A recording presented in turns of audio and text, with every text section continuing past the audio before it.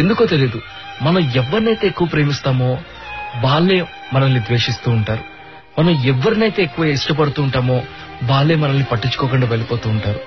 ఎంతో బాధ కలుగుతూ ఉంటది కదా. ఐ డోంట్ నో, రియల్లీ చాలా మందికి సిచ్యువేషన్ కనెక్ట్ అయ్యే ఉంటది. ఎవరినైతే మనం ఇష్టపడతామో వాళ్ళతోనే ఎక్కువ ప్రాబ్లమ్స్ వస్తూ ఉంటాయి. వాళ్ళు మనల్ని అవాయిడ్ చేస్తున్నా, వాళ్ళు మనల్ని మాట్లాడకపోయినా, మన ముందే వేరే వాళ్ళతో క్లోజ్ గా ఉంటున్నా కూడా ఏదో తెలియని ఫీలింగ్. మరి ఆ ఫీలింగ్ నుంచి బయటపడాలి అంటే మనల్ని మనం స్ట్రాంగ్ చేసుకోవాలి. వాళ్ళే కాదు మన లైఫ్ లో ఇంకా చాలా మంది ఉన్నారు మన లైఫ్ లో అని చెప్పేసి మనకు మనం రియలైజ్ అవ్వాలి.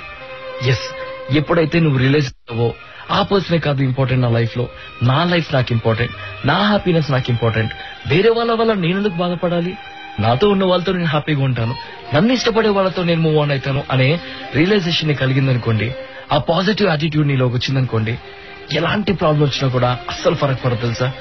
బికాస్ మనం ఉన్నది హ్యాపీగా ఉండడం కోసం, అంతేగాని వేరే వాళ్ళ వల్ల బాధపడడం కోసం కాదు. ఇష్టపడదాం, ఆ ఇష్టాన్ని మనలో ఉంచుకుందాం. మనం ఎంత ఇష్టం బయటికి చూపిస్తామో వాళ్ళు అంత ద్వేషాన్ని బయటికి చూపిస్తున్నప్పుడు మనం లోపల పెట్టుకుందాం. అప్పుడు వాళ్ళు ఆ ఇష్టాన్ని మిస్ అవుతారు కాబట్టి వాళ్ళే వన్ డే మన దగ్గరికి వస్తారు.